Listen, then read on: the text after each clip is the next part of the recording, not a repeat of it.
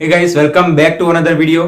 આજના વિડિયોની અંદર આપણે જોવાના છીએ ધોરણ 11 ગણિતની અંદર ચેપ્ટર નંબર 9 રેખાઓ, લેક્ચર નંબર 2 અને આજનો આપણો ટોપિક છે સ્વાધ્યાય 9.1. આના પહેલાના વિડિયોની અંદર લેક્ચર નંબર 1 માં આપણે ચેપ્ટરની અંદર કેટલું ઇન્ટ્રોડક્શન શીખ્યા હતા અને એના રિલેટેડ કેટલાક એક્ઝામ્પલના પણ સોલ્વ કર્યા હતા.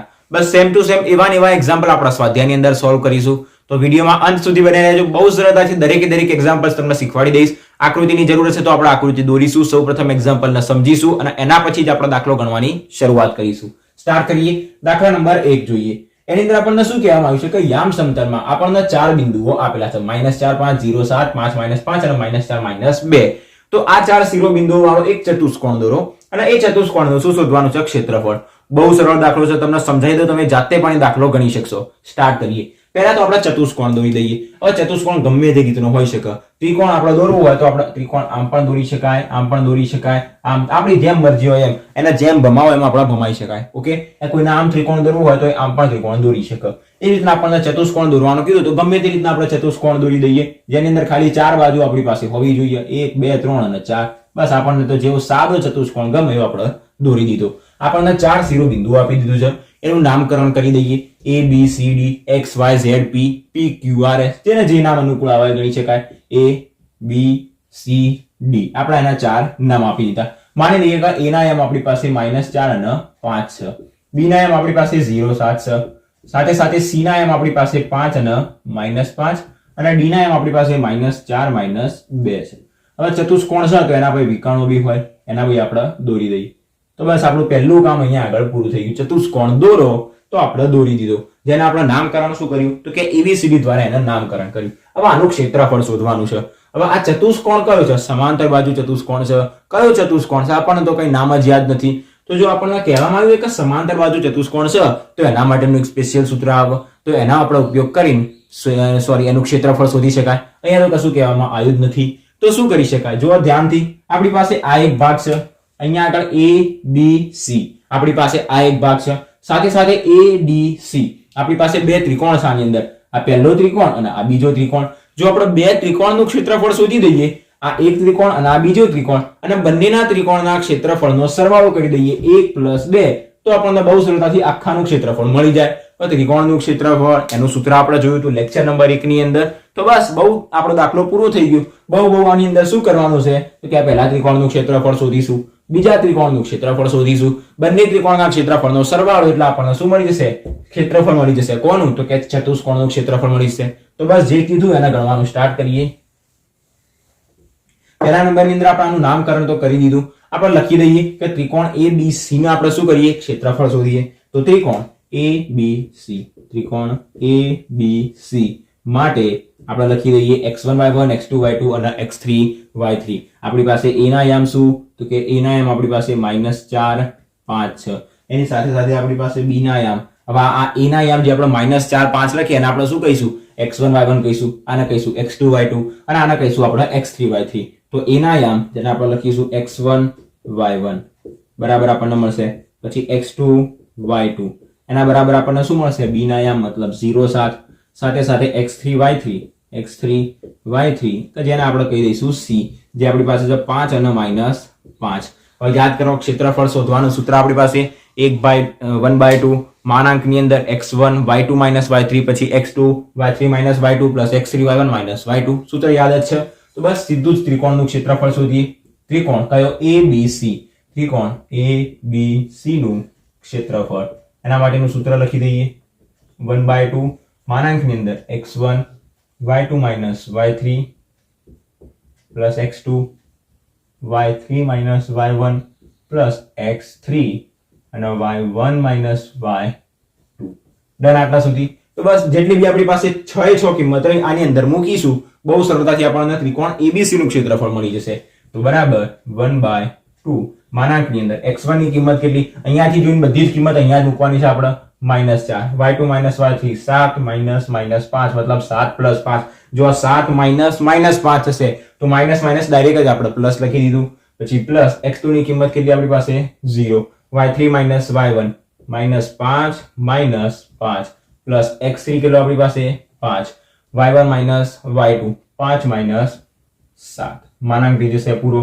બરાબર 1/2 એમના એમ અહીંયા આગળ -4, 7 ને 5 થશે 12 પ્લસ 0 સાથે ગમે તે સંખ્યા હોય અંદર જવાબ આપણને ગુણીશું એટલે 0 જ મળશે પ્લસ આ 5 5 - 7 મળશે -2 માનાંક પૂરો 1/2 અહીંયા આગળ 12 ચોક થશે 48 માઇનસમાં 0 ને આપણે કઈ લેવાની જરૂર નહીં 5 દુ થશે 10 પણ -10 તો બરાબર 1/2 અંદર મળશે આપણને -58 જો માનાંક છોડીશું તો એ +58 થઈ જશે તો 1/2 અને ગુણ્યા થઈ જશે 58 25 ને 4 થશે 29 દુ 58 તો આ 29 આપણને શું મળ્યું તો કે ત્રિકોણ ABC નું ક્ષેત્રફળ મળ્યું ત્રિકોણ ABC નું ક્ષેત્રફળ 29 ચોરસ એકમ આપણે એનો એકમ લખી દઈશું ચોરસ એકમ આપણને કોનું ક્ષેત્રફળ મળી ગયું તો કે ત્રિકોણ ABC નું ક્ષેત્રફળ મળી ગયું કેટલું મળ્યું તો કે 29 ચોરસ એકમ હવે આ વસ્તુ આપણે ભૂસવી પડશે કારણ કે હજી આપણે બીજું ક્ષેત્રફળ શોધવાનું છે ADC નું તો તમારે લખવું હોય તો લખી દો એનો ફોટો પાડવો હોય તો ફોટો પાડી દો અને હવે આપણે શું શોધીએ ADC નું ક્ષેત્રફળ શોધીએ ડન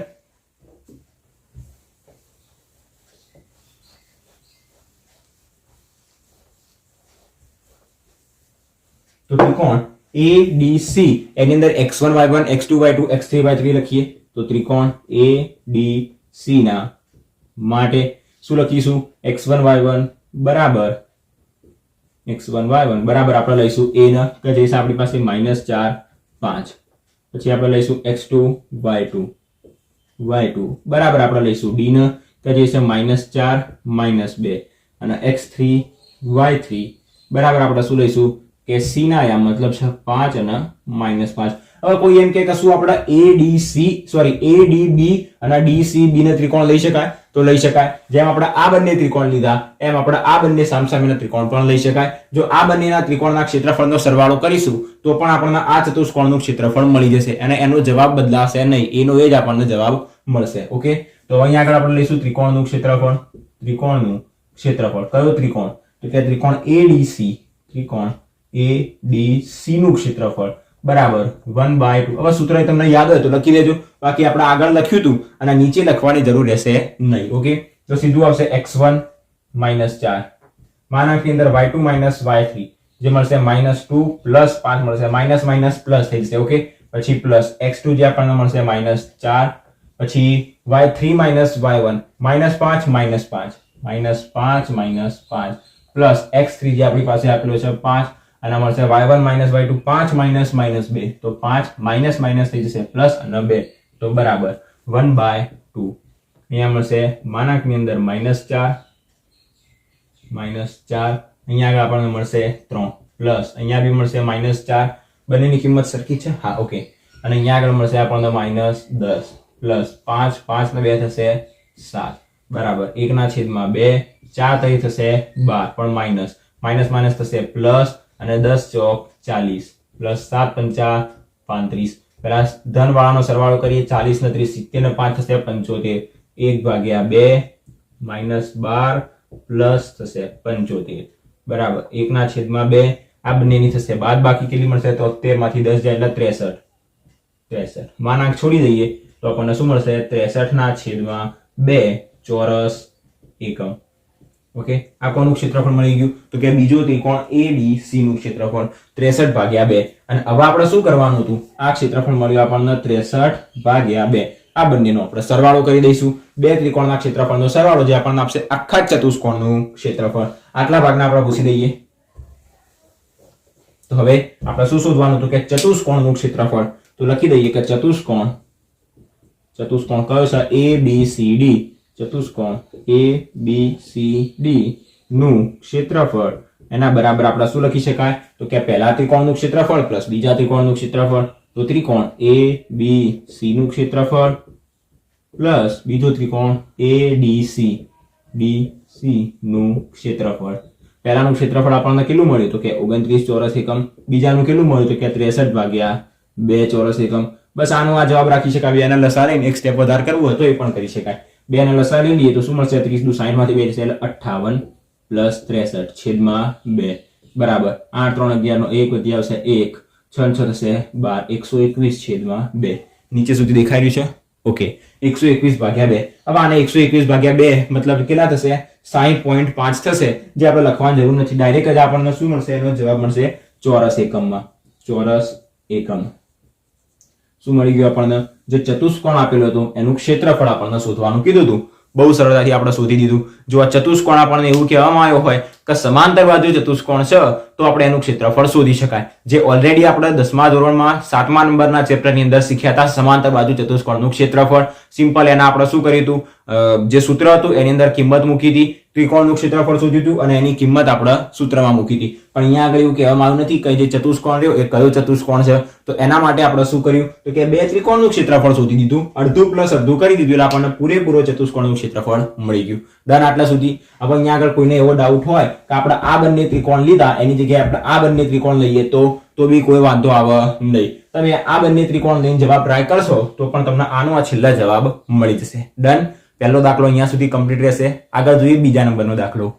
બીજા નંબરનો દાખલો સમજીએ. શું કહેવામાં આવ્યું છે અહીંયા આગળ? તો કે એક સમબાજુ ત્રિકોણનો પાયો એ y અક્ષ ઉપર એવી રીતે આવેલો છે કે જેનું મધ્ય બિંદુ એ ઉગમ બિંદુ છે. દરેક બાજુના આપણને માપ આપ્યા છે 2a. તો એના શિરોબિંદુ આપણે શોધવાના કીધેલા છે કે શિરોબિંદુઓ શોધો. કોના શિરોબિંદુઓ? તો કે જે સમબાજુ ત્રિકોણ રહ્યો એના શિરોબિંદુઓ. આકૃતિ દ્વારા સમજી અને પછી જ આગળ દાખલો ગણવાની શરૂઆત કરીએ. આપણી પાસે સમબાજુ ત્રિકોણનો પાયો. સમબાજુ ત્રિકોણ દરેકને ખબર હશે કે જેની ત્રણે ત્રણ બાજુ કેવી હોય? સરખી હોય. નીચેનો ભાગ જેને આપણે કહીએ એનો બેઝ, એનો પાયો. એ વસ્તુ ખબર પડી ગઈ. તો આ પાયો જે રહ્યો એ y અક્ષ ઉપર આવેલો છે. હવે તમે આના બી પાયો કહી શકો, આનંદ. જો તમે આનામ આડો કહી દો, હવે કોને ખબર કે ભાઈ આ બાજુ આપણે એને ઉલટાઈ દીધી છે, કારણ કે સમબાજુ ત્રિકોણની અંદર ત્રણે ત્રણ બાજુ સરખી જશે. એક જ વસ્તુ ખાલી હાલ યાદ રાખો, આપણી પાસે એક સમબાજુ ત્રિકોણ છે. આ રહ્યો આપણી પાસે એનો પાયો કે જે y અક્ષ ઉપર એવી રીતના આવેલો છે કે એનું જે આ મધ્ય બિંદુ રહ્યું, આ મધ્ય બિંદુ એ શું છે? ઉગમ બિંદુ.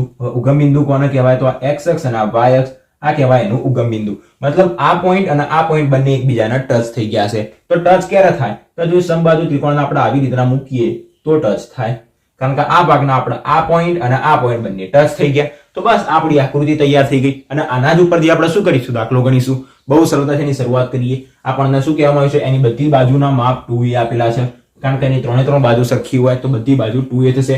શિરોબિંદુઓના યામ શોધવાના. શિરોબિંદુઓ કયા થશે? આ પહેલું શિરોબિંદુ, આ બીજું અને આ ત્રીજું. એના યામ આપણે શોધવાના છે. બહુ જ સરળ છે. સ્ટાર્ટ કરીએ. આકૃતિ સમજી લીધી, અહીંયાથી ગણવાની શરૂઆત કરીએ. પહેલા આકૃતિના ડિટેલમાં દોરીએ અને સમજીએ. x અક્ષ દોરીએ, અહીંયા આગળ આપણે y અક્ષ દોરીએ. થોડીક મોટી દોરીએ આકૃતિના. x અક્ષ અને આપણે દોરીએ અહીંયા આગળ y અક્ષ. ઓકે. આ y અક્ષ ઉપર એવી રીતના આવેલી છે, જો કહેવામાં આવ્યું છે કે y અક્ષ ઉપર આવેલી છે તો તેનું મધ્ય બિંદુ ઉગમ બિંદુ થાય. તો આ ઉગમ બિંદુ અને આનું આ મધ્ય બિંદુ બંને એકબીજાના ઉપર હશે, મતલબ ઓવરલેપ હશે, બંને એક જ હશે. તો આવી રીતના આવેલી છે. ઓકે. તમે સમજી લેજો કે બંને એકબીજાના ઉપર જ છે. તો આ થઈ ગયું આપણી પાસે સમબાજુ ત્રિકોણ. ડન. આના રીતના સેટ કરી દીધો. હવે અહીંયા આગળ આપણે આ બિંદુને કહી દઈએ a, આ બિંદુને કહી દઈએ b, આ બિંદુને કહી દઈએ c. ડન. આટલા સુધી આ x અક્ષ થઈ ગઈ, આ y અક્ષ થઈ ગઈ. આનાથી કોઈ વિશેષ વસ્તુ આપી છે તો કે દરેક બાજુના માપ 2a છે. જો આ એક ત્રિકોણ છે અને એની બાજુનું માપ 2a થશે. આ પણ ત્રિકોણની બાજુ છે તો આ પણ 2a થશે. આ પણ શું થશે? 2a થશે. હવે આ શું આપેલું છે? મધ્ય બિંદુ. મતલબ બંને ભાગ કેવા છે? સરખા છે. જો આખું 2a હોય તો આ ભાગ a થશે, સાથે સાથે આ ભાગ પણ શું થશે? a જ થશે. હવે આપણે કોના યામ શોધવાના છે? તો કે ત્રિકોણના શિરોબિંદુઓ જે a b c આપેલા રહ્યા, જેને આપણે અહીંયા આગળ a b c કીધું, એના યામ શોધવાના છે. તો કોઈ કહેશે આના યામ શું થશે? સૌપ્રથમ આ જે બિંદુ રહ્યું, આ બિંદુ એ y અક્ષ ઉપર આવેલું છે. જો કોઈ બિંદુ y અક્ષ ઉપર આવેલું હોય તો એનો x યામ શું થશે? 0 થશે. x યામ 0. તો y યામ શું થશે? તો y યામ મતલબ અહીંયાથી અહીંયા સુધીનું અંતર, એ તો આપણને ખબર છે a. તો બસ એનો y યામ થશે a. સેમ નીચેની તરફ આવીએ તો આ બિંદુ પણ y અક્ષ ઉપર આવેલું છે તો એનો x યામ શું થશે? 0. અને y યામ માટે આપણે આ અંતર જોઈએ. આ અંતર આપણને ખબર છે a. પણ એ વસ્તુ ભૂલતા નહીં કે નીચેની તરફ y અક્ષમાં નીચેની તરફ બધા જે આપણી પાસે સંખ્યા હોય કેવી હોય? ઋણ હોય. તો નીચેની તરફનું અંતર જે રહ્યું એ -a ગણાશે. બસ આપણે હવે b ના યામ શોધવાના રહ્યા. તો આ અંતર આપણે શોધવું પડશે. આ અંતર કેટલું છે? કોઈ કહેશે b ના યામ આપણે પહેલા તો ધારી દઈએ. જો b x અક્ષ ઉપર આવેલું છે, કોઈ બિંદુ x અક્ષ ઉપર આવેલું હોય તો એનો y યામ શું હશે? 0 હશે. અને x યામ મતલબ આર્યું અંતર જો આપણે શોધવું હોય, અહીંયાથી લઈને અહીંયા સુધીનું અંતર શું થશે? આકૃતિ ઉપર તો કશી જ ખબર પડી રહી નથી. માની લઈએ કે આ અંતર આપણી પાસે x છે, તો b ના યામ આપણે માની લીધા કે x અને 0 છે. આ અંતર શોધવા માટે આપણે શું કરી શકાય? તો બસ આપણે એક કામ કરીએ, આ ત્રિકોણ લઈ લઈએ. ત્રિકોણ a, આ પોઈન્ટને નામ આપી દઈએ o. a o b ની અંદર ત્રિકોણ AOB ની અંદર આપણે શું લઈએ પાયથાગોરસના પ્રમેયનો ઉપયોગ કરીએ તો બહુ સરળતાથી આપણને જો બે બાજુ ખબર હોય તો ત્રીજી બાજુ મળી જાય. ત્રીજી બાજુ મળી જશે તો આ અંતર જે હશે એ જેનું શું હશે x યામ હશે. તો બસ સ્ટાર્ટ કરીએ. પહેલા તો ધારી લઈએ કે આપણી પાસે b ના યામ કયા છે. ધારો કે b ના યામ અથવા તો બિંદુ b લખો તો બિંદુ b ના યામ જે આપણને સારું લાગે. b ના યામ બિંદુ b ના યામ આપણે શું થાય તો કે x0 છે x,0 છે. ઓકે અને એની અંદર આપણે x ની કિંમત જ શોધવાની છે. ત્રિકોણ લઈએ AOB માટે. ત્રિકોણ AOB માટે શું લઈશું પાયથાગોરસનો પ્રમેય મતલબ કર્ણનો વર્ગ બરાબર બાકીની બે બાજુના વર્ગનો સરવાળો. કર્ણ કયો તો કે AB નો સ્ક્વેર બરાબર આપણને શું મળશે તો કે AO નો સ્ક્વેર પ્લસ OB નો સ્ક્વેર. તો તેથી AB નો સ્ક્વેર AB કેટલો આપણી પાસે 2A નો થશે સ્ક્વેર. AO કેટલો આપણી પાસે AO આપણી પાસે A તો બરાબર A નો સ્ક્વેર પ્લસ OB ની કિંમત આપણે શું ધારી x ધારી તો થશે x નો સ્ક્વેર. તેથી 2A નો સ્ક્વેર થશે 4A સ્ક્વેર. આ a સ્ક્વેર ને ડાબી બાજુ લઈ લઈએ તો -a સ્ક્વેર બરાબર x સ્ક્વેર. કિંમત કોની શોધવાની x સ્ક્વેર ની તો એના કરતા બનાવી દેવાના. તેથી 4a સ્ક્વેર - a સ્ક્વેર એટલે 3a સ્ક્વેર બરાબર મળશે x સ્ક્વેર. બંને બાજુથી વર્ગ કાઢી દઈએ તો વર્ગમૂળ થઈ જશે. તો અહીંયાથી x સ્ક્વેર બરાબર આપણે આવું ના લખી શકાય 3a સ્ક્વેર. તો તેથી x બરાબર આપણને મળશે વર્ગમૂળ ની અંદર 3a સ્ક્વેર. હવે જો આપણે આનું વર્ગમૂળ કાઢીએ તો વર્ગમૂળ ધન પણ હોય ઋણ પણ હોય. તો આપણને આ જે કિંમત મળશે આપણે કામ કરીએ આ વર્ગમૂળ કાઢીએ તો આ વર્ગમૂળ આપણને ધન પણ મળી શકે ઋણ પણ મળી શકે. અને આનું વર્ગમૂળ થશે શું એ વસ્તુ સમજી લઈએ. કામ કરીએ એક સ્ટેપ વધારે ગણીએ. વર્ગમૂળ ની અંદર 3a સ્ક્વેર. તો તેથી x બરાબર આપણને શું મળશે પ્લસ ઓર માઈનસ 3 નું વર્ગમૂળ તો m ના m a સ્ક્વેર નું વર્ગમૂળ મળશે a. તો આપણને x ની કિંમત મળી ગઈ. x ની કિંમત શું મળી તો કે પ્લસ ઓર માઈનસ વર્ગમૂળમાં 3a. મતલબ x ની કિંમત પ્લસ વર્ગમૂળમાં 3a પણ હોઈ શકે માઈનસ વર્ગમૂળમાં 3a પણ હોઈ શકે. હવે માઈનસ વર્ગમૂળમાં 3a એનો મતલબ શું થયો અહીંયા આગળ આપણને એ વસ્તુ દર્શાવવામાં આવે છે કે જે આપણે સમબાજુ ત્રિકોણ આ y અક્ષ ની જમણી બાજુ મૂક્યો એમ એ ત્રિકોણ ડાબી બાજુ પણ હોઈ શકે. એ ત્રિકોણ આમ પણ આવેલો હોઈ શકે. તો આના માટે પણ આપણને કિંમત મળે આના માટે પણ એક કિંમત મળે.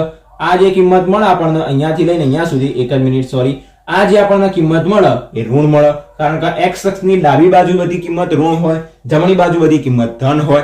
તો આપણને એવું કહેવામાં આવ્યું નતું કે જમણી બાજુ મૂક્યો છે કે ડાબી બાજુ તો આપણે બંને યાદ રાખવાનું. તો અહીંયા આગળ આપણને શું શોધવાનું કીધું હતું તો કે એના શિરોબિંદુઓ શોધો. શોધ્યા આપણે પહેલા માટે મળ્યા 0a બીજા માટે મળ્યા 0 - a ત્રીજા માટે ધન અને ઋણ બંને મળ્યા. બંનેને કન્સિડર કરીશું. તો બસ નીચે આપણે એક લાઈન લખી દઈશું. તો તેથી આપણને રકમની અંદર શું કહેવામાં આવ્યું હતું તો કે આ સમબાજુ ત્રિકોણની બાજુ 2a હોય તો તેના શિરોબિંદુઓ શોધો. એના શિરોબિંદુઓ તો તેથી શિરોબિંદુઓ આપણને કહેવામાં આવ્યા હતા તો માગેલ શિરોબિંદુઓ કયા થશે આપણી પાસે પહેલું મળ્યું 0a બીજું મળ્યું આપણને 0 - a 0 - a અને ત્રીજું આપણને મળી ગયું આપણને જોઈ લઈએ ત્રીજા યામ x અને 0 હતા. x ની જગ્યાએ આપણને મળ્યું પ્લસ માઈનસ વર્ગમૂળમાં 3a અને એનો y યામ તો આપણે લઈશું 0. તો આ ત્રણ માંગેલ શિરોબિંદુઓ છે. બસ આટલો આવશે આપણો જવાબ. માંગેલ શિરોબિંદુ 0a 0 - a અને પ્લસ ઓર માઈનસ વર્ગમૂળ 3a 0 એ આપણા માંગેલ શિરોબિંદુઓ છે. ડન. આટલા સુધી આપણો દાખલો રાખવાનો. એની અંદર શું કર્યું ફરી એક વખત સમજી લઈએ. આપણને ત્રણે ત્રણ બાજુના માપ આપ્યા હતા. આપણે એને અક્ષ ઉપર મૂક્યો y અક્ષ ઉપર કે જેનું ઉગમ બિંદુ શું હોય મધ્ય બિંદુ હોય અથવા તો મધ્ય બિંદુ ઉગમ બિંદુ હોય. બધી બાજુ 2a આપી હતી તો આ a થશે આ પણ a થશે. હવે આપણને જો અહીંયાથી a મળી ગયો આટલી વસ્તુ ખબર હતી આ અંતર a છે તો એના યામ પણ શોધી શકાય. કારણ કે બિંદુ y અક્ષ ઉપર હતું તો એનો x યામ શું હોય 0 હોય અને આપણને આટલું અંતર ખબર હતી a તો એનો y યામ a થશે. સેમ ટુ સેમ આ અંતર પણ a પણ નીચેની તરફ હતું મતલબ એ અંતર ઋણ હશે મતલબ માઈનસ મળશે. તો દરેક કિંમત નીચેની તરફ અને આ બાજુ ડાબી બાજુ કેવી મળે માઈનસ મળે. તો આપણે લખી દીધું. હવે આ અંતર આપણે શોધવાનું હતું એ અંતર નતું તો એના માટે આપણે શું કર્યું પાયથાગોરસના પ્રમેયનો ઉપયોગ કર્યો અને એના દ્વારા આપણને x ની કિંમત મળી ગઈ. તો આપણને શિરોબિંદુના યામ મળી ગયા. ડન. આટલા સુધી આપણો દાખલો રહેશે. આગળ જોઈએ ત્રીજા નંબરનો એક્ઝામ્પલ. દાખલા નંબર 3 જોઈએ. શું કહેવામાં આવ્યું છે તો કીધું છે કે જ્યારે નંબર 1 માં pq એ y અક્ષને સમાંતર હોય નંબર 2 માં pq x અક્ષને સમાંતર હોય તો p અને q વચ્ચેનું અંતર શોધો. બસ એટલું જ કહેવામાં આવ્યું હોય કે x અક્ષને સમાંતર હોય ત્યારે બિંદુઓ p અને q વચ્ચેનું અંતર શોધો. તો સમજીએ શું કહેવામાં આવે છે. આપણને પહેલા તો એક આકૃતિ દોરી દઈએ અહીંયા આગળ કે pq એ y અક્ષને સમાંતર છે. નંબર 1 માટે સમજીએ y અક્ષ અને x અક્ષ દોરી દઈએ. આપણી પાસે થશે x અક્ષ આ થશે yx. હવે અહીંયા આગળ શું કહેવામાં આવ્યું છે કે pq એ yx ના સમાંતર. હવે અહીંયા જેટલી બી આમ ઊભી લાઈન દોરીએ એ શું કહેવાય? yx ના સમાંતર કહેવાય. તો આ અહીંયા આગળ આપણે એક લાઈન દોરી દઈએ તો જે શું આના સમાંતર છે અને એનું આપણે નામ આપી દઈએ p અને q. ઓકે, તો જે pq રહ્યો એ yx ના સમાંતર છે. શું છે? એના સમાંતર. p ના એમ આપણને આપી દીધા છે x1 y1 અને આપણને q ના એમ આપી દીધા છે x2 y2. જો એ yx ના સમાંતર હોય તો p અને q વચ્ચેનું અંતર શોધો. હવે આના સમાંતર હોય એના પછી x અક્ષના સમાંતર હોય કે y અક્ષના સમાંતર હોય તો આનો અંતર શોધવાથી શું મતલબ? એના કોઈ રિલેશન ખરી? તો સમજીએ અહીંયા આગળ pq વચ્ચેનું અંતર શોધવાનું કીધું છે. અંતર શોધવા માટે એક જ સૂત્ર છે, અંતર સૂત્ર. તો બસ સીધું એના જ ઉપયોગ કરીએ તો કે pq બરાબર સૂત્ર શું થશે? વર્ગમૂળની અંદર x2 - x1 નો સ્ક્વેર પ્લસ y2 - y1 નો સ્ક્વેર, y2 - y1 નો સ્ક્વેર. આપણી પાસે એક જ સૂત્ર છે. આની અંદર કઈ નવું ખાસિયત કઈ એડ કરી શકાય એવું? તો સમજીએ. જો એક વસ્તુ અહીંયા ધ્યાન રાખો, આપણી પાસે y અક્ષ ના સમાંતર છે. તમે જોશો તો કે કોઈ બી બિંદુ જ્યારે y અક્ષ ના સમાંતર હોય તો એનું x અક્ષથી અંતર સરખું હશે. તમે આ અંતર જુઓ, આ અંતર જુઓ, અહીંયા આગળ કોઈ બી અંતર જુઓ, તમે આયુ અંતર બી જુઓ તો તમને દરેકે દરેક અંતર એક સરખા લાગશે. મતલબ આ જે x અક્ષ સુધીનું અંતર એ સરખું હશે. પછી અહીંયા હોય કે વચ્ચેના કોઈ બિંદુ એ હોય. અહીંયા મતલબ જે આ x1 રહ્યો, આ x2 રહ્યો, વચ્ચે કોઈ x0 આવે, x1.2 આવે, કોઈ બી બિંદુ વચ્ચે આવે, વચ્ચે x3 બી વચ્ચે આવતો હોય તો એ x1 x2 x0 x3 એ બધા કેવા હશે? સરખા હશે. મતલબ આ અંતર સરખું હશે ઉપર પણ નીચે પણ. મતલબ x1 અને x2 ની કિંમત કેવી હશે? સરખી હશે. તો આની અંદર ખાલી એ જ વસ્તુનો ઉપયોગ કરીશું કે x1 અને x2 બંને કેવા હશે? તો કે સરખા હશે. શા માટે? કારણ કે pq એ y અક્ષ ના સમાંતર છે. તો આપણે લખીએ કે pq y અક્ષ ના સમાંતર હોવાથી શું લખીશું? પહેલા તો કે pq y અક્ષને સમાંતર હોવાથી, y અક્ષને સમાંતર હોવાથી આપણને શું મળ્યું? તો કે જે x1 રહ્યો અને x2 રહ્યો બંને કેવા હશે? સરખા હશે. x1 બરાબર x2 હશે. ડન આટલા સુધી. હવે આપણે શું શોધીએ? એના વચ્ચેનું અંતર. એના માટે બી સૂત્ર તો કયું વાપરીશું? અંતર સૂત્ર જ. x2 - x1 નો સ્ક્વેર પ્લસ y2 - y1 નો સ્ક્વેર. હવે તમે x1 ની જગ્યાએ x2 મૂકી દો અથવા તો x2 ની જગ્યાએ x1 મૂકી દો તો બરાબર વર્ગમૂળની અંદર x1 ની જગ્યાએ મૂકી દઈએ x2 એનો સ્ક્વેર પ્લસ y2 - y1 નો સ્ક્વેર. તો તેથી આપણને અંતર શું મળશે? x2 - x2 મતલબ 0. 0 નો સ્ક્વેર આપણને 0 જ મળશે. તો વર્ગમૂળની અંદર આપણી પાસે શું વધશે? y2 - y1 નો સ્ક્વેર, 2 - 1 નો સ્ક્વેર. અહીંયા નીચે સુધી દેખાયું છે. ઓકે, તો બરાબર pq બરાબર શું મળશે? અહીંયા આગળ હવે અહીંયા આગળ વર્ગ છે અને વર્ગમૂળ છે, બંને કટ થઈ જશે તો y2 - y1 મળશે. y2 - y1 આપણે અંતર શોધ્યું તો અંતર ક્યારે ઋણ ના હોય એના માટે આપણે માનાંક લગાવી દઈએ. તો આપણને શું મળી ગયું? pq વચ્ચેનું અંતર. ક્યારે? તો કે જ્યારે pq એ y અક્ષના સમાંતર હોય ત્યારે. હવે pq x અક્ષના સમાંતર હોય એના માટે જોઈએ. નંબર 2 લખીએ. નંબર 2 આકૃતિ દોરીએ. આપણી પાસે x અક્ષ રહી અને આ આપણી પાસે y અક્ષ રહી. ઓકે, તમારા આ બંને વચ્ચેની લાઈન જે રહી એને ડ્રો કરવાની જરૂર નથી. આટલી આકૃતિ તો આપણે ખાલી દોરવી જ પડશે, બતાવવી પડશે કે જે રહ્યું એ y અક્ષના સમાંતર છે અને x અક્ષના સમાંતર છે. હવે x અક્ષના સમાંતર માટે જોઈએ. નંબર 2 જો એ x અક્ષના સમાંતર હોય તો આ જે લાઈન રહી આપણી પાસે PQ એની અંદર બધામાં આ વચ્ચેનું અંતર કેવું હશે? સરખું હશે. અને અંતર કયું હોય? તો આ અંતર હશે આટલું. પછી અહીંયા આગળ હોય કે અહીંયા આગળ હોય, મતલબ એ અંતર કોનું છે? તો કે y યામનું. y યામ કયું છે? અહીંયા આગળ, અહીંયા x1 y1, અહીંયા આગળ y યામ y1 છે, જ્યારે અહીંયા આગળ y યામ છે y2. મતલબ બંનેના y યામ કેવા હશે? સરખા હશે. તો y1 બરાબર y2. શા માટે? કારણ કે x અક્ષના સમાંતર છે. તો લખીએ અહીંયા આગળ કે pq એ y અક્ષની સોરી x અક્ષને સમાંતર હોવાથી, x અક્ષને સમાંતર હોવાથી શું મળશે આપણને? કે y1 બરાબર y2 બરાબર y2. અને હવે આપણે શું કરીએ? pq વચ્ચેનું અંતર શોધીએ. તો pq વચ્ચેનું અંતર pq બરાબર વર્ગમૂળની અંદર x2 - x1 નો સ્ક્વેર અને y1 - y2 નો સોરી y2 - y1 નો સ્ક્વેર. તો y2 ની જગ્યાએ સીધું જ આપણે y1 મૂકી દઈએ અને y1 ની જગ્યાએ y2 મૂકી દઈએ એનો સ્ક્વેર બરાબર વર્ગમૂળની અંદર શું મળશે? x2 - x1 નો સ્ક્વેર માઈનસ મળશે 0. એ લખવાની કોઈ જરૂર નથી. હવે અહીંયાથી વર્ગ અને વર્ગમૂળ બંને કટ થઈ જશે તો આપણને શું મળશે? x2 - x1 શેની અંદર? મૂળની અંદર, માનાંકની અંદર. આપણને મળી ગયું pq વચ્ચેનું અંતર. ક્યારે કે જ્યારે PQ એ x અક્ષના સમાંતર હોય ત્યારે. કશું જ નવું નતું, અંતર સૂત્રનો ઉપયોગ કરીને દાખલો ગણવાનો હતો, પણ ખાલી એટલી જ વસ્તુ સમજવાની હતી કે જો આ બંને એકબીજાના સમાંતર હોય તો બંને વચ્ચેનું અંતર હંમેશા એક સરખું જ રહેશે. પછી એ ઉપરનો પોઈન્ટ P હોય કે નીચેનો પોઈન્ટ Q હોય, આ અંતર કયું કહેવાય? x અક્ષનું અંતર કહેવાય. તો બંનેના x યામ સરખા હશે. અહીંયા x યામ x1 હતો, અહીંયા x યામ x2 હતો, તો x1 ને x2 બંને સરખા હતા. તો બસ ખાલી એટલી જ વસ્તુ એની અંદર મૂકી. સાથે સાથે અહીંયા જો x અક્ષના સમાંતર હોય તો બધામાં એના y યામ કેવા હશે? સરખા હશે. તો y યામ y1 અને y યામ y2 બંને કેવા મળ્યા? સરખા. એના આપણા સૂત્રની અંદર મૂક્યો તો આપણને જવાબ મળી ગયો. શું શોધવાનું હતું? તો કે બધા વચ્ચેનું અંતર. ક્યારે? કે જ્યારે y અક્ષ અને x અક્ષના સમાંતર હોય ત્યારે. કમ્પ્લીટ ખબર પડી ગઈ, કમ્પ્લીટ આઈડિયા આવી ગયો કેવી રીતના દાખલાને ગણવો. આગળ જોઈએ દાખલા નંબર 4. દાખલા નંબર 4 જોઈએ. સેમ ટુ સેમ 10મા ધોરણમાં આવા ઘણા બધા દાખલા ગણ્યા હતા. શું કહેવામાં આવ્યું છે? તો કે 7 6 અને 3 4 થી સમાન અંતરે હોય તો x અક્ષ પરનું બિંદુ શોધો. હવે જો કોઈ બિંદુ x અક્ષ ઉપર હોય તો એનો y યામ શું હશે? 0 હશે. તો એવું x અક્ષ પરનું બિંદુ કયું થશે? x 0 થશે, કારણ કે એનો y યામ 0 થશે. આ બિંદુના a કહી દઈએ, આ બિંદુના b કહી દઈએ, આના a કહી દઈએ, આના b કહી દઈએ.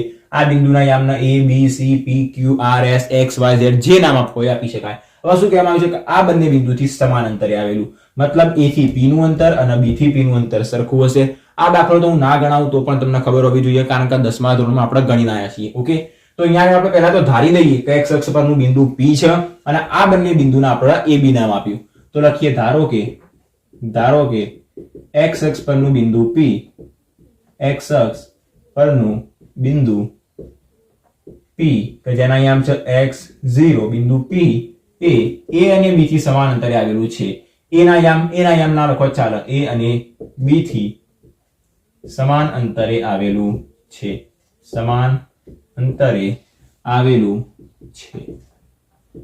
ઓકે, અને અહીંયા આગળ યામ લખવા હોય કે a પછી એના યામ 7 6 અને b 3 4 લખવા હોય તો લખવાના, ના લખવા તો b ચાલે, કારણ કે આપણને ઓલરેડી આપેલા છે. એનાથી સમાન અંતરે આવેલું છે. તો તેથી બંને વચ્ચેનું અંતર a થી p નું અંતર અને b થી p નું અંતર બંને કેવું હશે? સરખું હશે. તો હવે અંતર સૂત્રનો ઉપયોગ કરીએ ap માટે. તો તેથી વર્ગમૂળની અંદર ap માટે અંતર સૂત્ર શું થશે? કે x2 - x1 નો સ્ક્વેર, y2 - y1 નો સ્ક્વેર. તો અહીંયા આગળ આપણને શું મળશે? a અને p. x2 - x1 નો સ્ક્વેર, x - 7 નો સ્ક્વેર પ્લસ 0 - 6 નો સ્ક્વેર. હવે અહીંયા આગળ સૂત્રો લખવાની બી કોઈ જરૂર નહીં, કારણ કે આ નાના નાના સૂત્રો દરેકને ખબર છે, બધાને યાદ જ હોય, એટલે ડાયરેક્ટ જ એની અંદર કિંમત મૂકી દેવાની. તમારા કોઈ માર્ક્સ પણ કપાય નહીં, કોઈ ચિંતા નહીં. ડાયરેક્ટ એક સ્ટેપ ઓછું કરવું પડે. હવે b અને p વચ્ચેનું અંતર મતલબ x - 3 નો સ્ક્વેર પ્લસ 0 - 4 નો સ્ક્વેર. તો તેથી બંને બાજુથી વર્ગમૂળ ઉડાડી દઈએ. આમ તો આપણે શું કરતા? બંને બાજુ વર્ગ કરીએ જેથી વર્ગમૂળ આવે નહીં, પણ અહીંયા આગળ બંને બાજુથી વર્ગમૂળ કટ થઈ જશે. x - 7 નો સ્ક્વેર એનું વિસ્તરણ કરીએ તો મળશે x² - 14x પ્લસ થશે 49 પ્લસ અહીંયા આગળ શું મળશે? 6 નો સ્ક્વેર મળશે 36 બરાબર. અહીંયા આગળ x² - 6x પ્લસ 9 પ્લસ 4 નો સ્ક્વેર થશે 16. તેથી બંને બાજુથી x² કટ થઈ જશે. બધા પદને ઉઠાઈને ડાબી બાજુ લાવી દઈએ તો અહીંયા મળશે -14x પ્લસ 49 અને 36 કેટલા થશે?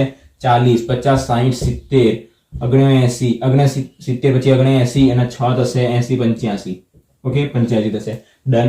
આના બાજુ લાવી દઈએ તો શું મળશે? +6x 9 16 થશે 25. એ ડાબી બાજુ આવશે તો -25 બરાબર 0. આપણને શું શોધવાનું કીધું હતું? x અક્ષ પરનું બિંદુ અહીંયાથી મળી જશે. તેથી કેટલા મળશે? અહીંયા આગળ -6 એટલે 4 ને 4 8x મળશે.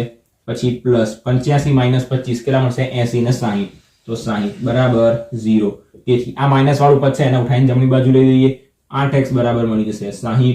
તો x બરાબર મળી જશે 60/8. ઓકે, હવે ગણતરી કરીએ. 8 નો અને 60 નો 8 પંચા 8 નો 60 નો કોઈ મેળ ખાશે નહીં. ઓકે, તો અહીંયા આગળ છેદ જોડાડવા પડશે. સૌપ્રથમ 2 થી છેદ ઉડાડીએ તો એક જ મિનિટ સરખું લખી દઈએ. x બરાબર જમણી બાજુ લખીએ. x બરાબર આપણને મળશે 60/8. સૌપ્રથમ 2 વડે છેદ ઉડાડીએ. 2 વડે છેદ ઉડાડીશું તો શું મળશે? 30 દુ અને 4 દુ 30 અને 4. હજી છેદ ઉડશે તો 15 અને 2 છેદ ઉડશે. બસ હવે ડાયરેક્ટલી કહી શકાય 15 ચોક 60 અને 4 દુ 8. તો 4 4 કટ થઈ જાય તો x બરાબર આપણને શું મળશે? કે 15/2. આપણને શું મળી ગઈ? x ની કિંમત. શોધવાનું શું કીધું હતું? કે x અક્ષ પરનું બિંદુ શોધવાનું હતું. x અક્ષ પરનું બિંદુ કયું હતું? p, જેના યામ હતા x0. x ની કિંમત મળી ગઈ અને y આમ તો એનો 0 જ હતો, તો લખી દઈશું કે તેથી x અક્ષ પરનું બિંદુ P કે જેના એમ આપણને શું મળે x0, x ની કિંમત મળી 15/2 અને 0, તો આ x અક્ષ પરનું બિંદુ આર્યું છે. નીચે એક લાઈન લખીને બતાવી દેવાનું કે એનું જે બિંદુ હતું એ આપણે શોધવાનું હતું. ખાલી આપણે x ની કિંમત નથી શોધવાની, એ બિંદુના યામ શોધવાના હતા, જેનો y યામ આપણે 0 હતો કારણ કે બિંદુ x અક્ષ ઉપર હતું. ડન. આ દાખલો અહીંયા આગળ પૂરો થઈ ગયો. દાખલા નંબર 4 ની અંદર કોઈને કોઈ ડાઉટ નહીં હોય કારણ કે આવા દાખલા બહુ ગણ્યા આપણે. ઓકે, આગળ જોઈએ 5મા નંબરનો દાખલો. દાખલા નંબર 5 જોઈએ. શું કહેવામાં આવ્યું છે? તો કે P અને B ને જોડતા રેખાખંડના મધ્ય બિંદુ અને ઉગમ બિંદુમાંથી પસાર થતી રેખાનો ઢાળ શોધો. ઢાળ શોધવાનો છે તો ફરી એક વખત ઢાળ માટેનું સૂત્ર યાદ કરી દઈએ. m બરાબર આપણી પાસે હોય tan થીટા. ક્યારે ઉપયોગ કરવાનો? કે જ્યારે આપણી પાસે થીટાનું મૂલ્ય હોય, ખૂણો જેને આપણે ઝોક કહીએ, ઝોકનું મૂલ્ય હોય તો આ સૂત્રનો ઉપયોગ કરવાનો. નહીં તો આપણે કયા સૂત્રનો ઉપયોગ કરવાનો? તો કે y2 - y1 છેદમાં x2 - x1. આ સૂત્રનો ઉપયોગ ક્યારે કરવાનો? કે જ્યારે આપણી પાસે જે રેખા આપેલી રહે એ રેખાની અંદરના કોઈ બી બે બિંદુઓના યામ હોય ત્યારે. કોઈ એક રેખા હોય અને રેખા પરના બે બિંદુના યામ આપણને ખબર હોય તો આપણે આ સૂત્રનો ઉપયોગ કરીશું. સ્ટાર્ટ કરીએ, જોઈએ. આપણને અહીંયા ઢાળ શોધવાનું કીધું છે તો આપણને ઝોક મળે છે કે બે રેખા પર બે બિંદુના યામ મળે છે. P અને B ને જોડતા રેખાખંડ. તો પહેલા એક રેખાખંડ દોરી દઈએ. P અને B ને જોડતો રેખાખંડ, આ P અને આ B એને જોડતો રેખાખંડ. એક જ મિનિટ દેખાઈ રહ્યું છે. ઓકે, P અને B ને જોડતો આપણને એક રેખાખંડ મળ્યો. આ થઈ ગયો એક રેખાખંડ P અને B ને જોડતો. એ રેખાખંડના મધ્ય બિંદુ, આ રેખાખંડ, આ થશે એનું મધ્ય બિંદુ.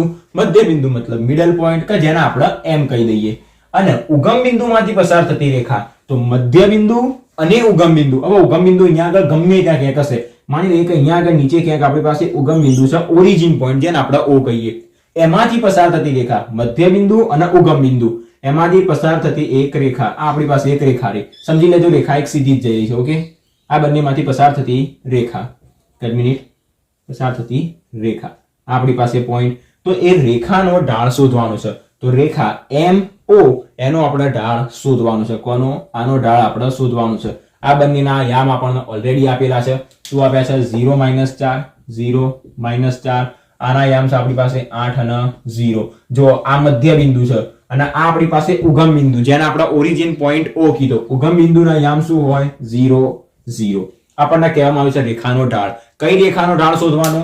આ મધ્ય બિંદુ અને ઉગમ બિંદુમાંથી પસાર થતી રેખા, મતલબ આ રેખાનો આપણે ઢાળ શોધવાનો. આ રેખાખંડનો નહીં, આ રેખાનો આપણે ઢાળ શોધવાનો. હવે રેખાનો ઢાળ શોધવા માટે કાં તો આપણી પાસે જોગ હોવો જોઈએ, જે અહીંયાથી લાગતો નથી કે આપણને મળે. સાથે સાથે શું આવવું જોઈએ? તો કે આપણી પાસે બે બિંદુના યામ હોવા જોઈએ. આ રેખા રહી, રેખા ઉપરના બે બિંદુ M અને O, એના આપણી પાસે યામ હોવા જોઈએ. O ના યામ આપણી પાસે છે, M ના યામ નથી. જો M ના યામ આપણને મળી જાય તો બહુ જ સરળતાથી આપણે શું શોધી શકાય? ઢાળ શોધી શકાય. M ના યામ શોધવા માટે આપણને હિન્ટ આપી છે. શું? તો કે P અને B નું મધ્ય બિંદુ આપેલું છે M. જો અહીંયા આગળ શું કહેવામાં આવ્યું છે? રેખાખંડનું મધ્ય બિંદુ છે. P અને B નું મધ્ય બિંદુ M છે. તો M એ શું હશે? P અને B નું મધ્ય બિંદુ. મધ્ય બિંદુના યામ શોધવાનું સૂત્ર દરેકને યાદ છે, તો બસ એ જ લખી. અહીં M એ P અને B નું મધ્ય બિંદુ છે. P અને B નું મધ્ય બિંદુ છે. તો જો મધ્ય બિંદુના યામ આપણને મળી જાય, મધ્ય બિંદુ છે, તો બહુ સરળતાથી આપણે ઢાળ શોધી શકાય. તો તેથી M ના યામ મતલબ આપણે લખવું હોય કે મધ્ય બિંદુના યામ, તો લખી શકાય મધ્ય બિંદુના યામ. જેનું સૂત્ર કયું? x1 + x2/2, y1 + y2/2. આ x1 y1, આ x2 y2. x યામ માટે મળશે 0 + 8/2, y1 + y2/2 -4 + 0, -4 + 0/2. બરાબર. અહીંયાથી શું મળશે? 8/2 મતલબ 4. -4 + 0 એટલે -4/2 મળશે -2. તો આપણને M ના યામ મળી ગયા. શું મળ્યા આપણને? 4 અને -2. 4 - 2. હવે જો ઢાળ શોધવો હોય, આપણી પાસે બે બિંદુના યામ હોય તો મળી જાય. તો સ્ટાર્ટ કરીએ. પસાર થતી રેખાનો ઢાળ. તો લખીએ કે ઢાળ મધ્ય બિંદુ અને ઉગમ બિંદુમાંથી પસાર થતી રેખાનો ઢાળ. મધ્ય બિંદુ અને ઉગમ બિંદુમાંથી પસાર થતી રેખાનો ઢાળ. ઉગમ બિંદુમાંથી પસાર થતી રેખાનો ઢાળ, કે જેનું આપણી પાસે સૂત્ર કયું હતું? y2 - y1 છેદમાં x2 - x1. હવે અહીંયા આગળ આના x1 y1 કહી દઈએ, આના x2 y2 કહી દઈએ. 0 - શું મળશે? તો બરાબર 0 માઇનસ -2 મતલબ +2 x2 - x1 0 -4 0 -4 ઉપર મળશે 2 નીચે મળશે -4 છેદ ઉડાડીશું તો -1/2 આપણને શું મળશે રેખાનો ઢાળ કઈ રેખા તો કે મધ્ય બિંદુ અને ઉગમ બિંદુમાંથી પસાર થતી રેખાનો ઢાળ તો બસ આ જ દાખલાની અંદર આપણે આટલી વસ્તુ ગણવાની હતી શું કહેવામાં આવ્યું હતું તો કે P અને B બે બિંદુ આપ્યા હતા જે બે લઈ લીધા બિંદુ એનું એક મધ્ય બિંદુ M આપ્યું હતું અને એના યમ આપણને આપ્યા નતા જો એ મધ્ય બિંદુ હોય તો એના યમ આપણને મળી જાય ઓકે એવી રીતના એક બિંદુ O હતું જે હતું ઓરિજિન જેને કહીએ આપણે ઉગમ બિંદુ તો M અને O બંને એક જ રેખા હતી એક જ રેખા ઉપરના પોઈન્ટ હતા અને શેની અંદરથી મધ્ય બિંદુ અને ઉગમ બિંદુમાંથી પસાર થતી રેખા હતી એના યામ આપણે એનો ઢાળ શોધવાનો હતો ઢાળ શોધવા માટે કાં તો આપણી પાસે જોખ હોવો જોઈએ કાં તો આપણી પાસે બે બિંદુઓના યામ હોવા જોઈએ હવે બે બિંદુઓ આ ના ગણાય કારણ કે આ એક રેખાખંડ છે અને આપણા રેખાનો જે રેખાનો ઢાળ શોધવો હોય એ રેખા પરના બે બિંદુ હોવું જોઈએ આપણે આ રેખાનો ઢાળ શોધવો તો એના પરના બે બિંદુઓ જોઈએ આના યામ દરેકને ખબર પડી જાય કારણ કે ઉગમ બિંદુ છે તો ઉગમ બિંદુના યામ 0 0 હોય અને સાથે સાથે આ આપણી પાસે મધ્ય બિંદુ હતું મધ્ય બિંદુના યામ શોધવાનું સૂત્ર આપણી પાસે હતું તો શોધી દીધું અને આપણી પાસે જે ઢાળ શોધવાનું સૂત્ર હતું એની અંદર કિંમતો મૂકી આપણને શું મળી ગયો ઢાળ મળી ગયો દાખલા નંબર 5 અહીંયા સુધી કોઈને એની અંદર કોઈ ડાઉટ નહીં હોય આગળનો દાખલો જોઈએ 6 જોઈએ શું કહેવામાં આવ્યું છે કે પાયથાગોરસના પ્રમેયનો ઉપયોગ કર્યા વગર બતાવો કે આપણી પાસે જે ત્રણ બિંદુઓ છે એ કાટકોણ ત્રિકોણના શિરોબિંદુઓ છે કેવી રીતના સમજીએ આના આકૃતિ દ્વારા હું તમને આકૃતિની અંદર જ સમજાવી દઉં કે આપણે શું કરવાના છીએ આપણી પાસે આ એક ત્રિકોણ છે આ ત્રિકોણ કાટકોણ ત્રિકોણ છે ત્રણ બિંદુ આપ્યા છે એના આપણે ABC નામ આપી દઈએ ABC હવે અહીંયા આગળ એટલી વસ્તુ જોઈ લો આપણને એવું કહેવામાં નથી આવ્યું કે B એ કાટખૂણો છે કે A કાટખૂણો છે કે C કાટખૂણો છે તો ABC અહીંયા નામ આપ્યું એની જગ્યાએ ABC એની જગ્યાએ ABC કોઈ બી જગ્યાએ આપણા નામના ફેરફાર થઈ શકે એટલી વસ્તુ ખાલી યાદ રાખજો તો આપણે એવું બતાવવાનું છે કે A B અને C જે રહ્યા જે આ બિંદુઓ આપેલા રહ્યા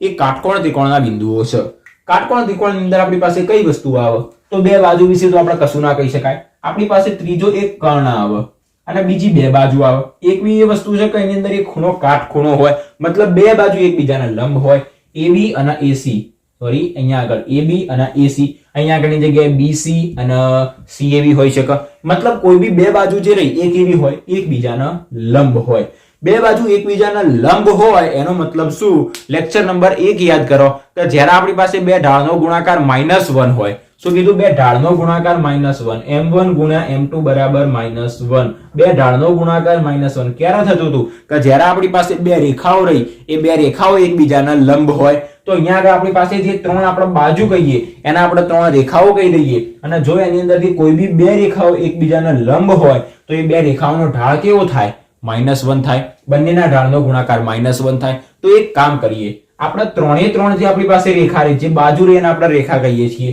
તો ત્રણે ત્રણ જે આપણી પાસે રેખા રહી ત્રણે ત્રણ નો આપણે ઢાળ શોધી દઈએ અને જો ત્રણે ત્રણ ના ઢાળમાંથી કોઈ પણ બે ઢાળનો ગુણાકાર આપણને -1 મળી જાય તો આપણે કહી શકાય કે એ બંને બાજુ કેવી હશે એકબીજાના લંબ હશે જો બંને બાજુ એકબીજાના લંબ હોય તો વચ્ચે 90 અંશનો ખૂણો બને અને ત્રીજી બાજુ આપણે બહુ સરળતાથી દોરીને કહી શકાય કે એ શું આપણી પાસે કાટકોણ ત્રિકોણ છે તો સમજીએ દાખલાને કેવી રીતના ગણવો આ તમને આકૃતિ દ્વારા ખાલી સમજાયું કે આની અંદર આપણે શું કરવાના છીએ આ વસ્તુ પૂછી દઈએ આકૃતિની અંદર કોઈ જરૂર રહે નથી સ્ટાર્ટ કરીએ સૌપ્રથમ આને આપણે નામ આપી દઈએ કે A B અને C આપણને આપેલા છે અહીં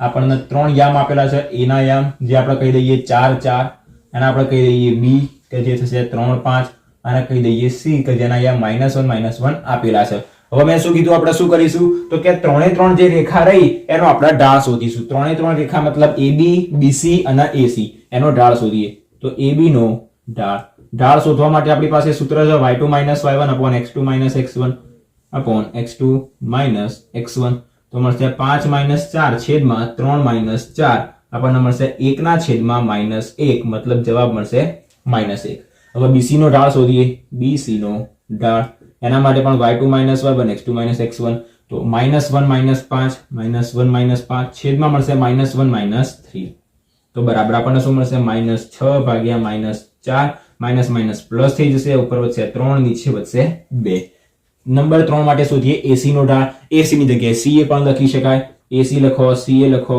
એનો ઢાળ ઓકે AC લખો કે CA લખો કોઈ જ ફેર પડવાનું નથી બરાબર A અને C તો અહીંયા આગળ શું કરીશું AC નો ઢાળ મતલબ y2 - y1 y2 - y1 -1 માંથી -4 ને બાદ કરીએ, -1 માંથી -4 ને બાદ કરીએ અને છેદમાં -1 માંથી -4 ને બાદ કરીએ, -1 માંથી માઇનસ કરીએ 4 ને, તો શું મળશે ઉપર -5, છેદમાં બી મળશે -5, માઇનસ માઇનસ કટ, 5 5 પણ કટ, એટલે જવાબ મળશે આપણને +1. તો આપણને AC નો ઢાળ મળી ગયો. હવે આપણે શું કહેવા માંગતા હતા કે 3 ઢાળ શોધ્યા, કોઈ પણ બે ઢાળનો ગુણાકાર -1 થવો જોઈએ. શું થાય છે?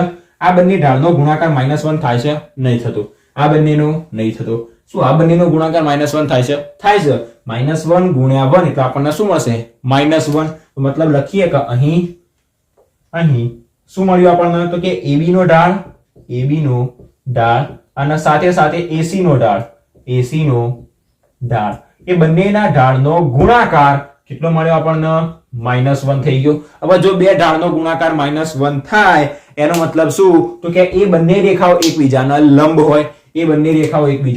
હોય. તો તેથી આપણે શું કહી શકાય? AB અને AC બંને એકબીજાના લંબ હશે. AB લંબ AC, AB લંબ AC, AB અને AC માં કોમન શું? તો કે A.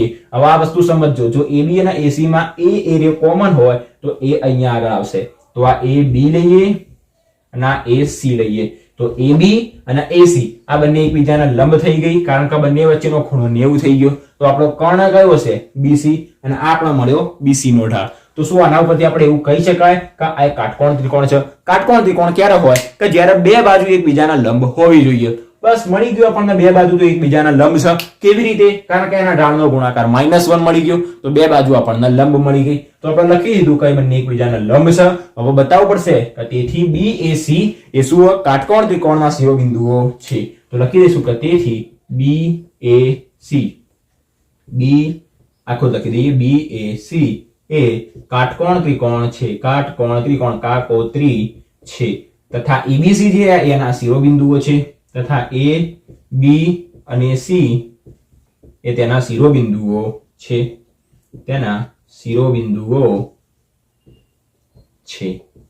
ડન. આટલા સુધી આ સાબિત કરવા માટે આપણે શું જોઈતું હતું? તો કે કાટકોણ ત્રિકોણ સાબિત કરવા માટે આપણી પાસે બે હિન્ટ હતી. એક કર્ણ હતો અને એક 90 અંશનો ખૂણો. કર્ણ માટે કોઈ હિન્ટ આપણને ના મળી. કાટખૂણો સાબિત કરવા માટે આપણી પાસે હિન્ટ હતી કે જો બે રેખાના ઢાળ એકબીજાના લંબ હોય તો એનો ગુણાકાર આપણને -1 મળે. તો આપણે ઉલટું ચેક કર્યું, બધાના ઢાળ શોધ્યા. શું -1 મળ્યો? તો કે હા મળ્યો. તો આ બે રેખા એકબીજાના લંબ હશે. જો બે રેખા એકબીજાના લંબ હોય તો લંબ કયા ત્રિકોણની અંદર હોય? કાટકોણ ત્રિકોણની અંદર. તો આપણને મળી ગયો BAC એક કાટકોણ ત્રિકોણ છે, ABC ના શિરોબિંદુઓ છે. ઓકે, દાખલા નંબર 6 અહીંયા સુધી કમ્પ્લીટ. દરેકને એની અંદર આઈડિયા આવી ગયો છે.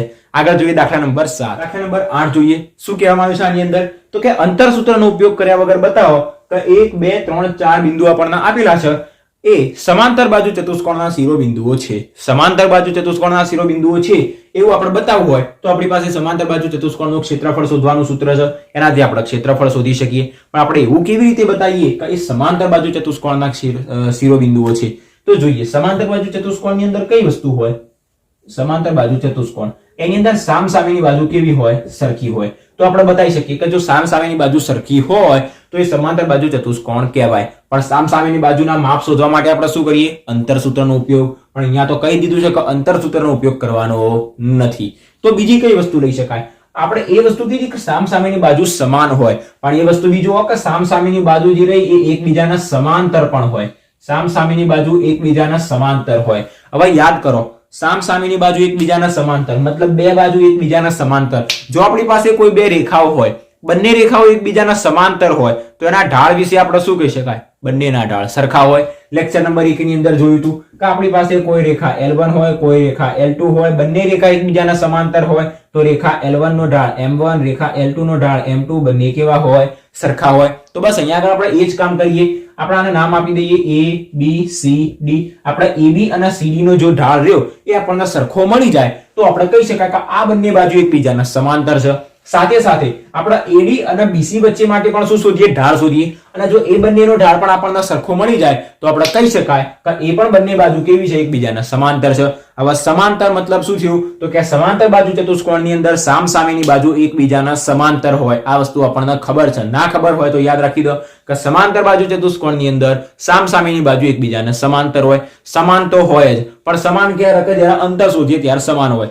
અંતર સૂત્રનો ઉપયોગ કરવા નથી એટલે અંતર ભૂલી જઈએ. તો બંને એક બાજુ એકબીજાને કેવી હશે? સમાંતર હશે. જો બે બાજુ એકબીજાના સમાંતર હોય તો એના ઢાળનો ગુણાકાર -1 થાય. ગણીએ, દાખલો ગણવાની શરૂઆત કરીએ. અહીં આપણને શું આપવામાં આવ્યું છે? અહીં આપણને કહેવામાં આવ્યું છે કે એક બિંદુ A આપ્યું છે -2 -1, સાથે સાથે બીજું બિંદુ B આપ્યું છે જેના અહીંયા 4 0, C જેના અહીંયા આપણને 3 3 આપ્યા છે અને બિંદુ D જેના અહીંયા આપણી પાસે -3 2 છે. હવે સમાંતર બાજુ ચતુષ્કોણના શિરોબિંદુઓ છે એવું સાબિત કરવા માટે આપણે ફરી એક વખત સમજાવી દઉં. શું કરીશું તો કે આપણે બધી બાજુ માટેનો ઢાળ શોધીશું. ઢાળ શોધવાનું સૂત્ર છે આપણી પાસે y2 - y1 x2 - x1. અહીંયાથી આપણને મળી જશે 4 ઢાળ મળશે અને એની અંદરથી બે ઢાળ કેવા હશે? એક સરખા હશે. જો બે ઢાળ એક સરખા હોય મતલબ જે ઢાળ એક સરખો હોય એ બંને બાજુ એકબીજાને સમાંતર હોય. એવી રીતના બીજી બે બાજુ પણ આપણને સમાંતર મળશે કારણ કે બે ઢાળ આપણને સરખા મળશે. તો જો સામસામેની બાજુ સમાંતર હોય તો એના ઢાળ સરખા મળે. તો અહીંયા આપણને જો ઢાળ સરખા મળી જાય તો એ બાજુ કેવી થઈ જાય? સમાંતર થઈ જાય. ડન આટલા સુધી. હવે અહીંયા આગળ સ્ટાર્ટ કરીએ ગણવાનું. શું કરીશું? સૌપ્રથમ AB, BC, CD અને DA નો ઢાળ શોધીએ. તો AB નો ઢાળ, AB નો ઢાળ સૂત્ર લખવું હોય તો લખવાનું, બાકી યાદ હોય તો કોઈ લખવાની જરૂર નહીં. y2 - y1 + x2 - x1. 0 -1 એટલે પ્લસ થઈ જશે. 4 - એટલે પ્લસ થઈ જશે. 1/6. આપણને શું મળ્યું? AB નો ઢાળ. સેમ BC નો ઢાળ શોધીએ. BC નો ઢાળ B અને C માટે શું મળશે? y2 - y1 x2 - x1 બરાબર શું મળશે? 3/-1. મતલબ એને આપણે આવી રીતના લખી શકાય -3/-1. ઓકે, એક નવા સ્ટેપમાં લખીએ -3.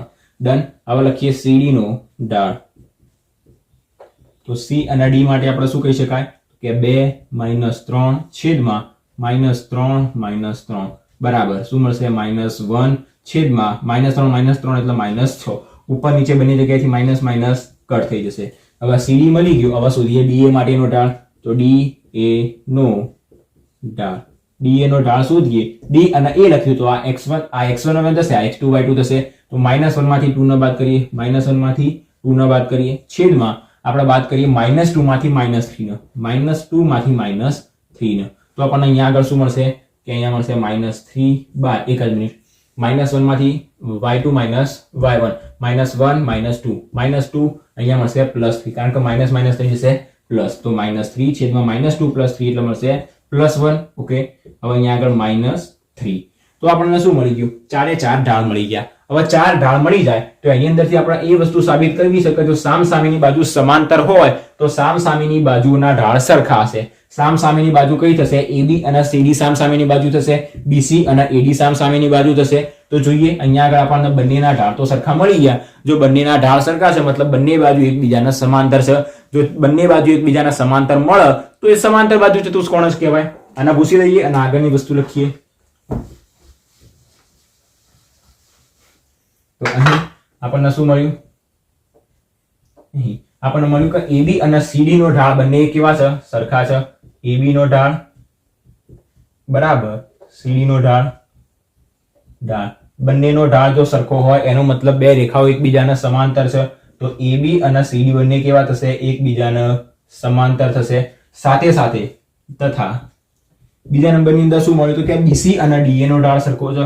BC નો ઢાળ અને DA નો ઢાળ, DA લખો AD લખો કોઈ ફરક નહીં પડે, એનો ઢાળ પણ સરખો છે. એનો મતલબ શું થયું કે BC અને DA બંને એકબીજાના સમાંતર હશે.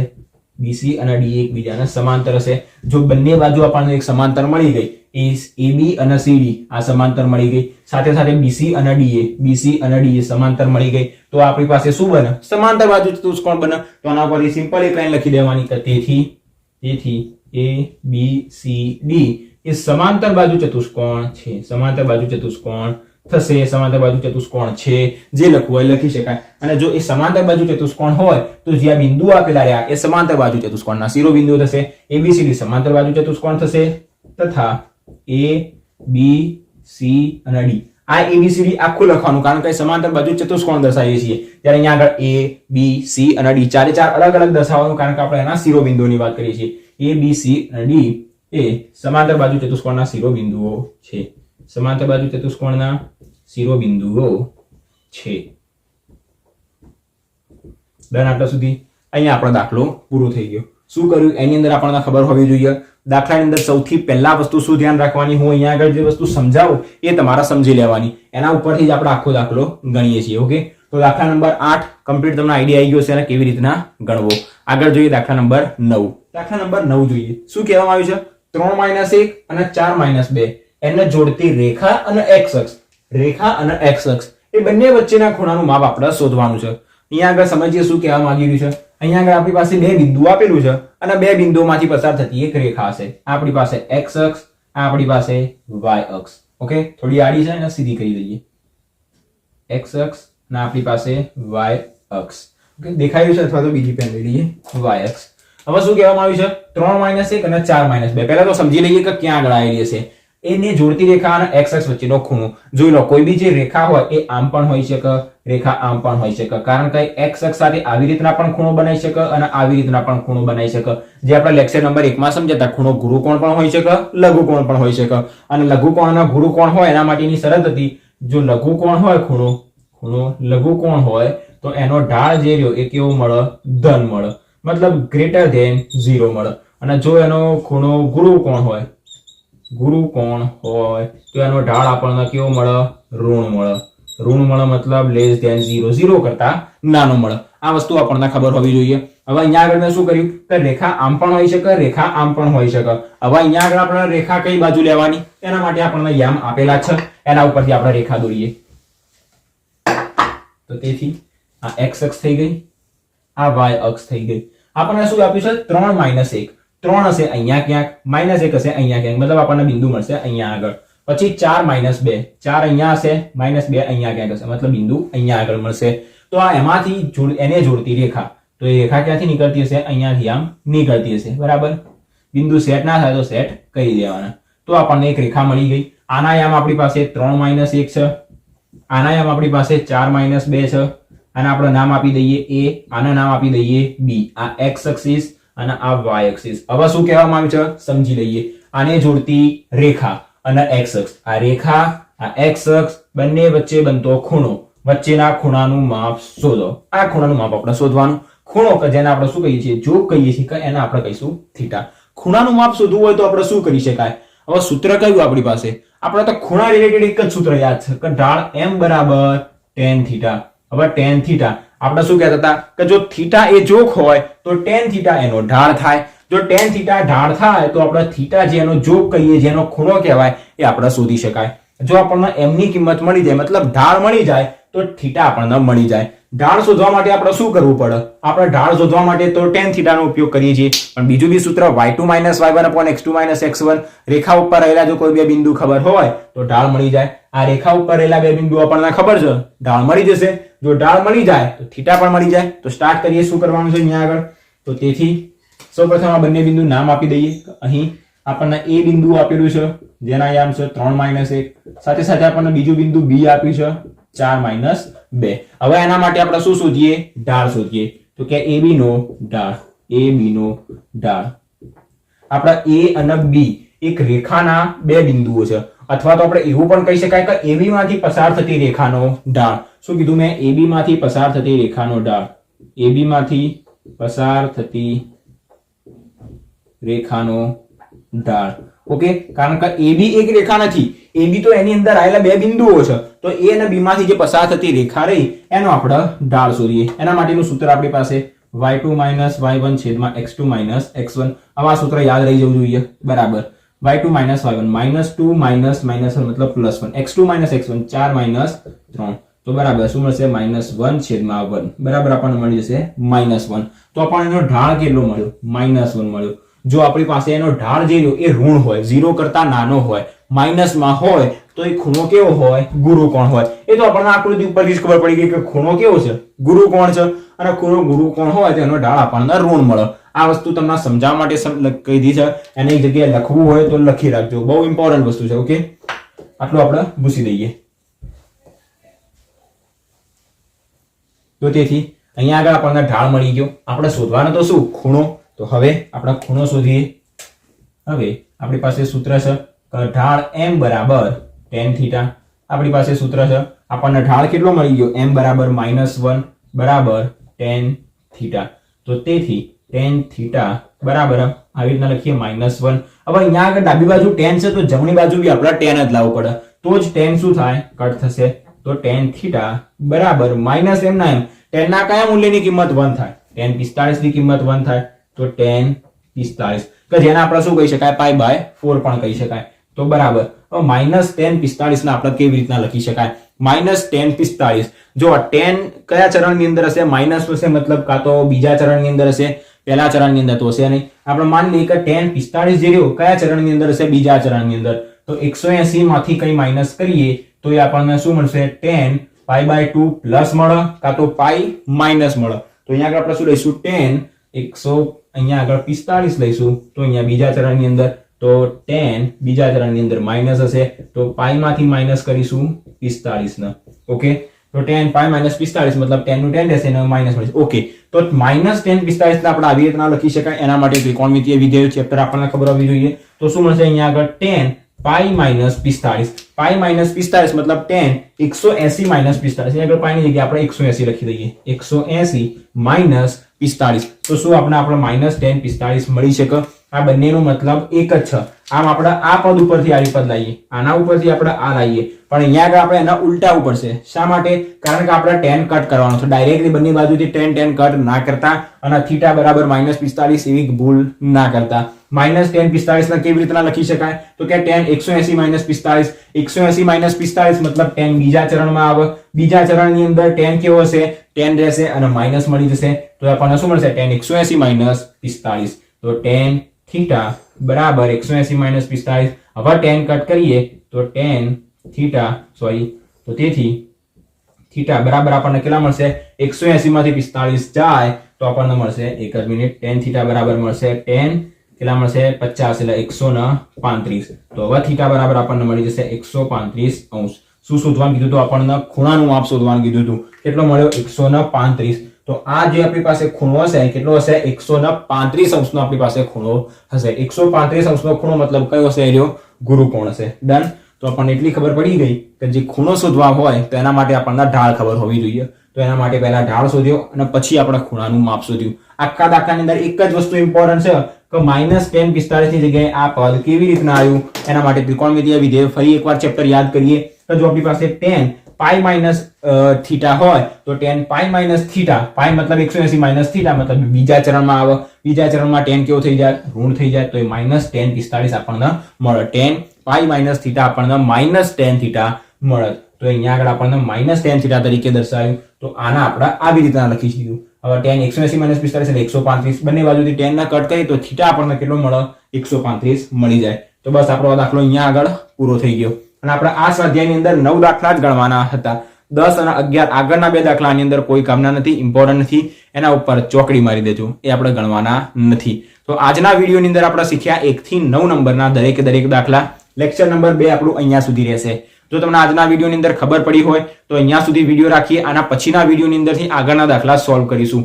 કોઈ પણ ડાઉટ હોય આની અંદર કે તમને કંઈ ના ખબર પડી હોય, 9મો દાખલો હોય, પહેલો બીજો 1 થી 9માં કોઈ પણ દાખલો હોય જેમાં તમને ના ખબર પડી હોય, કોઈ આકૃતિ ના સમજાય હોય, કોઈ સ્ટેપ ના સમજાયું હોય, તો તમારે એનો કમેન્ટ કરવાનું, તમને એનો તરત જ જવાબ મળી જશે. બાકી મળીએ નેક્સ્ટ વિડીયોની અંદર. વિડીયો ગમ્યો હોય તો વિડીયોને લાઇક, શેર અને ચેનલને સબસ્ક્રાઇબ કરવાનું ભૂલતા નહીં. ચેનલને સબસ્ક્રાઇબ કર્યા પછી બાજુમાં બેલ આઇકન દેખાય, એના ઉપર ક્લિક કરીને ઓલ બટન ઉપર ક્લિક કરી દેજો, જેથી જેટલા બી એવા આગળના નવા વિડીયો આવે એની તમને નોટિફિકેશન મળતી જાય.